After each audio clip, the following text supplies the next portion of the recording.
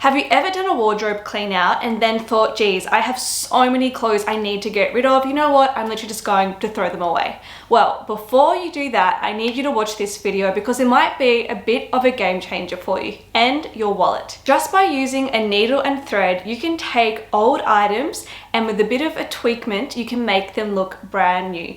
Now, you might be thinking, I don't have any sewing experience. How on earth am I going to do this? Well, did you know back in school, the one subject I failed was home economics because I could not thread a sewing machine to save myself. With the help of ChatGPT and some YouTube tutorials, I realized that with a really simple stitch and barely any equipment, I can actually make really cool things out of my existing clothing. So what I'm going to do today is share with you two projects. One I just completed, one I'm about to work on, to show you how easy it is to upcycle clothes that you might have been thinking about throwing out using just a needle and thread and scissors and a few little bits and bobs. Given this is a sort of sustainability themed video, I'm going to touch on how to sell your clothes secondhand, and I'm going to show you my top tips for thrifting. The first project I'm going to share with you actually started because I had this beautiful dress that was gifted to me by a brand many years ago, and I got a bit of fake tan on it, and unfortunately I was a bit silly and I popped it in the washing machine. It had a beautiful feather trim, and putting it through the wash absolutely destroyed it. My mum helped me to unpick the feather lining, and then the dress kind of just sat in my wardrobe for a really long time until about 3 days ago, where I was hit by the idea that, you know what, I want to wear that dress next week and I want to fix it. And that's exactly what I did. So after checking with ChatGPT, I realized that I could actually just hand stitch some feather lining back on. So I went to my local Spotlight store. I bought some black trim because I knew that it would be better for hiding the pot marks from where we had unpicked the previous trim. And I bought about, I think, 1.5 meters of it, which was enough to redo the bottom of the dress and the sleeve, and away I went. I went onto YouTube and I learned how to do a back stitch, which is honestly so simple. Just go onto YouTube and type in back stitch. You'll be able to learn it in like 40 seconds. Not very complicated. This project was super easy. All I had to do was measure the amount of trim I needed to go around the base of the dress and the sleeve. I dotted a line across the hem just so that I knew where to position the feather trim so that it would sit, you know, proportionately and hide the pot marks while also not being too high or too low. And then I went ahead and pinned it. Now, funnily enough, I didn't have any of the proper sewing pins, but I had safety pins, which I used instead, and it still worked, so there you go. Then I went ahead and simply just did the back stitch around the base. I did the same for the sleeve, and voila. I honestly thoroughly enjoyed doing this project. It did take a while to do it by hand, but it was very relaxing and very calming. And what I would do is I would put on some YouTube videos, I listened to my audiobook, I listened to podcasts, I would bring it with me when my partner was cooking dinner, because it's really easy to move around when you're not using a sewing machine, and it was a load of fun. And I actually prefer the dress with the black trim in its current form than how it was originally sent to me.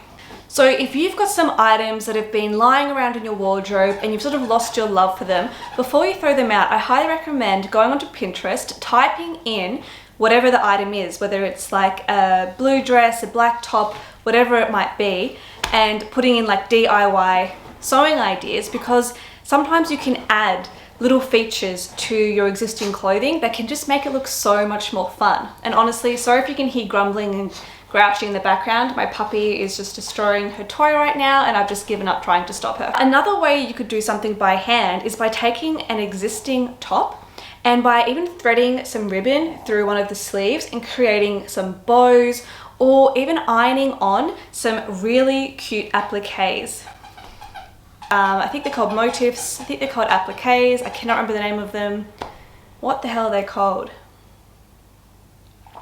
Anyway, there's so many ideas, but one that I'm going to touch on today is something that you might easily be able to replicate, and it's actually my next project that I'm about to start, so I'm going to show you literally how easy this is to do. So this was a dress gifted to me by a brand. It is a really nice, simple, little black dress, bit hard to show you on the camera. I do like this dress, but by itself I thought, you know what, it is a little bit plain and I haven't been reaching for it for quite some time. And ever since I caught this creativity bug, I thought of the idea of adding some nice lace to the V-neck here. And I'm just going to show you how easy it is to do things like this. I bought this beautiful white lace, as you can see. Super cheap to buy. I think it was actually like $2 because I didn't buy very much. And all I'm going to do, ooh, it's a bit of a fur thing. And all I'm going to do is take the trim and line the front, each side of the dress. And as you can see, just by me hand sewing this on both sides, it is going to completely change the look and feel of the dress. So as you can see, those are two really easy steps that you can take to take your existing wardrobe and elevate it to the next level. What I would recommend is go through the clothes that you haven't worn in years, the ones that you're honestly thinking of throwing out, and look at them differently. Ask yourself, is there anything that I could add to this or change that would make it more funky or would just be a fun project? Honestly, sewing, I've discovered, is extremely fun and very relaxing, and I think I have become honestly hooked. I'm even considering taking sewing classes and buying a sewing machine, but because I'm not sure yet whether I'm going to take this up as a long-term hobby, I'm really happy with just doing projects where I'm just going to be sewing by hand. I think it's a great way to sort of dip your toe and just be creative. Like, you don't even have to wear them outside if you don't want to. I mean, I definitely will be wearing these two projects 100%, but even if you just want to trial this is a great way to express yourself and be creative. If you're wanting to dip your toe in upcycling and just, you know, do some sewing by hand, then another place to start is by going to your local thrift store and finding items that are made from really interesting fabrics, that are really beautiful or interesting, or, you know, bright colors or whatever, and taking those home and then thinking of some really fun tweakments that you can do by hand. And honestly, it could be things like adding just some trim to the collar or the sleeves. You might like to change up the buttons and make them like bright, you know, pinks, or you might want to find really beautiful embellished buttons.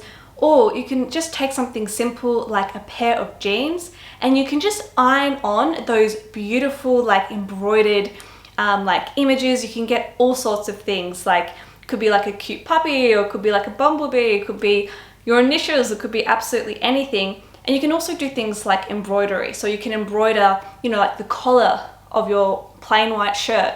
And if you don't want to risk ruining a, you know, really expensive white shirt you have, then you could buy a secondhand white shirt in a thrift store and you could embellish the sleeves and the collar and just make honestly like a piece of art in your wardrobe. And before we wrap up this video, I just want to touch on Depop. This is not sponsored by Depop by any way, shape or form, but I just want to talk about Depop as a great space to sell your second-hand clothes. Now, obviously there's lots of places you can sell them. Like historically, I've always used places like Marketplace on Facebook, but trust me, I highly recommend Depop. It is so much more user-friendly. It feels a lot safer. And, you know, all of the chatting and the exchanging of money happens in the app. So, you know, you don't have to physically go meet anyone and worry about whether they're going to, you know, send you the money or bring cash or whatever. It is seamless. I literally started using it just a few weeks ago and I made my first sale last night and I posted the dress today. But if you are someone who has accumulated a lot of clothes in their lifetime, which I certainly have, but you think they're kind of too good to just sort of give away, then Depop is a great place to sell your second-hand clothes.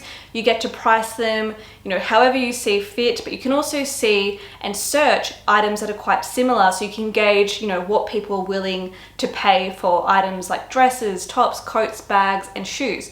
And it's a way to, you know, make more cash, and I love how it's so sustainable. You know, I think that the world is so much more aware of the negative impacts of fast fashion on the environment, and also the people who are working in fast fashion clothing factories and how the health and safety standards are sometimes honestly non-existent, which is really sad.